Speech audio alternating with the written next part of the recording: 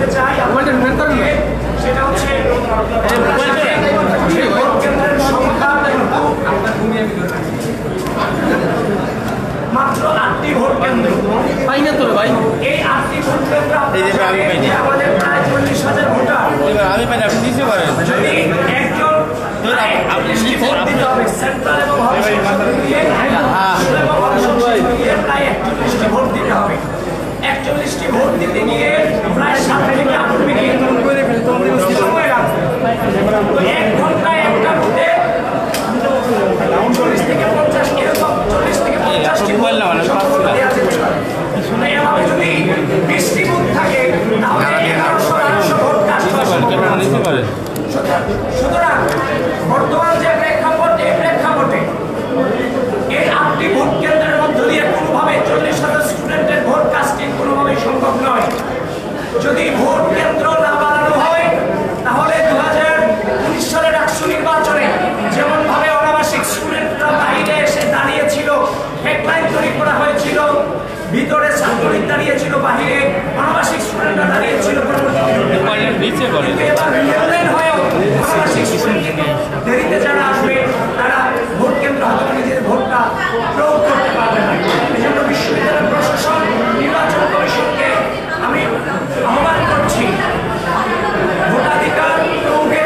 ভোটাধিকার প্রয়োগ নিশ্চিত করার স্বার্থে অতি দ্রুত ভোট কেন্দ্র বানানো হোক।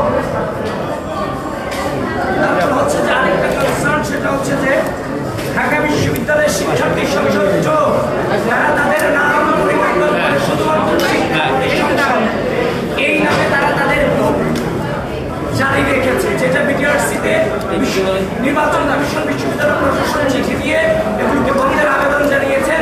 সেখানে ঢাকা বিশ্ববিদ্যালয়ের শিক্ষার্থী সংসদ 2 এখনো চলমান আছে শিক্ষার্থী সংসদ নামে, যেটা থেকে নির্দিষ্ট গোষ্ঠী তার প্রচারণা চালিয়ে যাচ্ছে।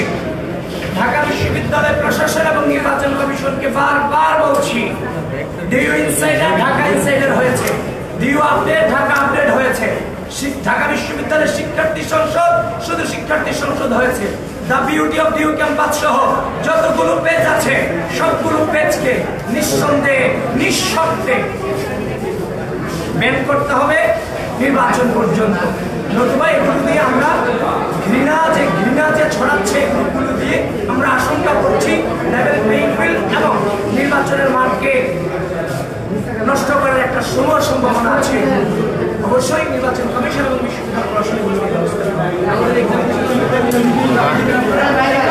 আরেকটা কথা, বিশ্ববিদ্যালয় তারা আমাদেরকে জানিয়েছে যে মেট্রো রেল বন্ধ থাকবে বিশ্ববিদ্যালয়ে। আমি নির্বাচন কমিশনকে আবার মেট্রো রেলটা অনেকেই ব্যবহার করে যাতায়াতের সুবিধার্থে।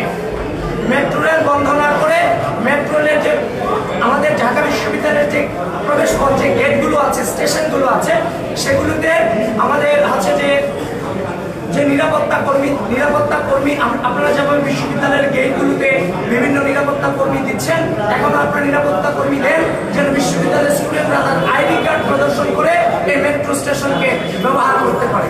মেট্রো স্টেশনের মতো এমন একটা হচ্ছে যে সহজে যাতায়াত করার মতো একটি ব্যবস্থাকে নির্বাচনকে কেন্দ্র করে বন্ধ করে দেওয়াটা কোনোভাবে উচিত হবে। ধন্যবাদ।